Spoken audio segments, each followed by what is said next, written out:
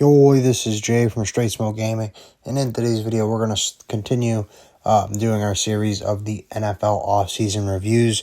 And in this video, we're going to focus on the AFC North. So we're talking about the Ravens, Steelers, Browns, and Bengals. Ravens, pretty good team. Bengals, good team, bad defense. We knew the Browns sucked. They had an early pick, and the Steelers kind of in the same spot as the Bengals, kind of 500 teams. So let's go ahead and get right into it. Talking about first the Baltimore Ravens. Previous record was 12-5. They had playoff success, made some noise in the playoffs. Weren't able to get it done over the Buffalo Bills, though.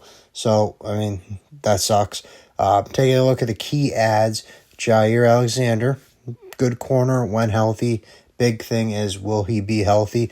Because, if he is, that's an awesome signing. DeAndre Hopkins, good veteran wide receiver. Definitely not what he once was, but still really good. First round pick, Malachi Starks.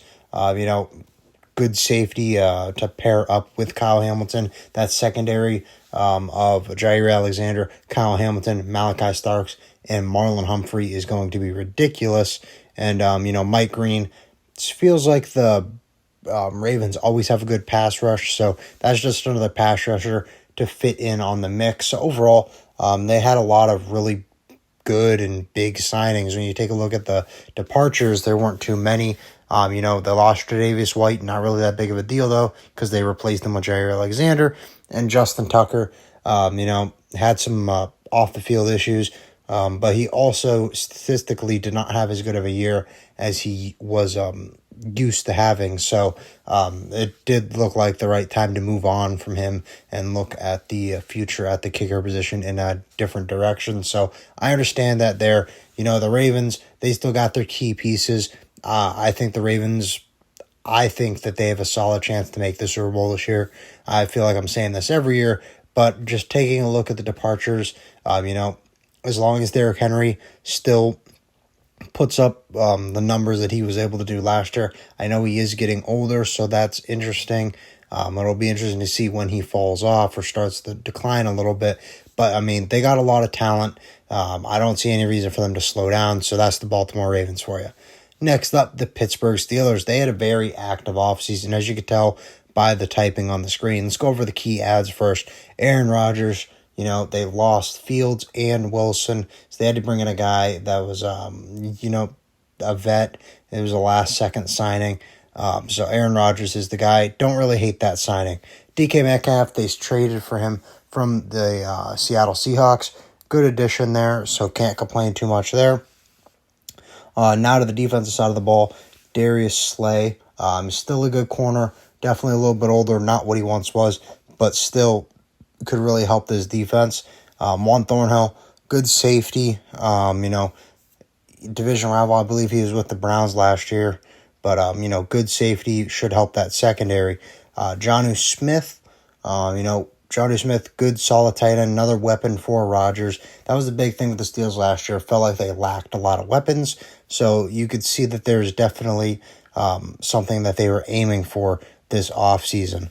Jalen Ramsey to the defense. They traded for him late, so, Jalen Ramsey's good. Can't complain there. First-round pick, Derek Harmon. Good defensive lineman. I like that move. I think getting a guy for the future that can learn from Cam Hayward while he is still there is a good move. And Caleb Johnson, can't complain there. I think he'll work out very well. They also had a lot of losses.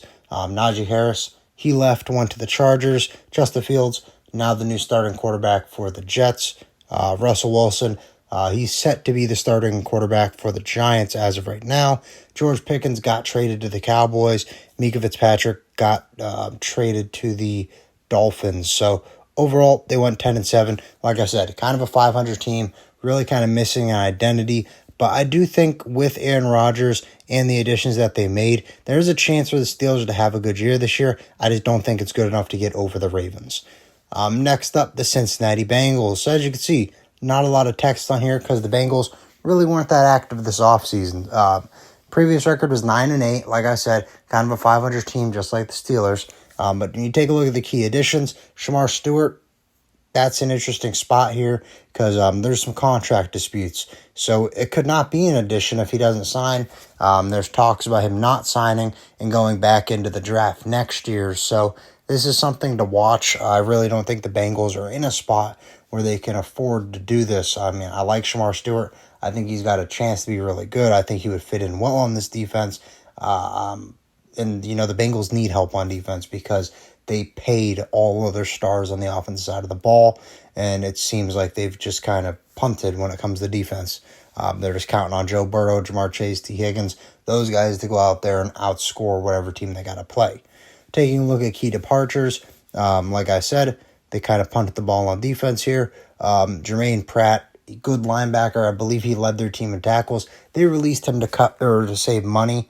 Alex Kappa, he's all right. I mean, he was a lot better recently, not too good, so maybe it's not really a key departure. I believe he was a starter, so that is a hole that you will have to fill. And then Sheldon Rankins, not sure how he is right now. I just know he used to be pretty respectable, so I'm going to count that as a departure, especially when their defense is lacking as much as it is. I also want to take a second and note that there is also contract disputes with Trey Hendrickson. You cannot afford to lose Hendrickson, and your first-round pick was an edge in Shamar Stewart. You're really, I don't like the way the Bengals are doing this.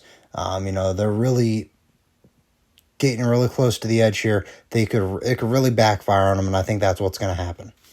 Next up, the Cleveland Browns. So Cleveland Browns, pretty bad year, as we know. 3-14. They had a high pick. It was, I believe, the Travis Hunter pick. They ended up trading that away to get Mason Graham. So let's go ahead and talk about some key additions. Devin Bush needed some help on the defense, linebacker. I'm okay with that. Can't really complain there. And, Tevin Jenkins is the next one. Former tackle, I believe it is, of the Bears. He was the best thing the Bears had, so I'm okay with that signing, especially considering Jedrick Wills. He's a free agent right now, so that's a starter that you'll have to fill. Deontay Johnson, don't have any complaints there. I think Deontay Johnson is still a good wide receiver. I think he would fit in well as the wide receiver 2 on this team, and I think he'll have a pretty good year depending on the quarterback play. Quinshon Judkins, not sure how the legal trouble is going to affect him, but I do think Judkins is good. I feel like he's got the inside track to be the starter, and I think he could be a really good starter for this team.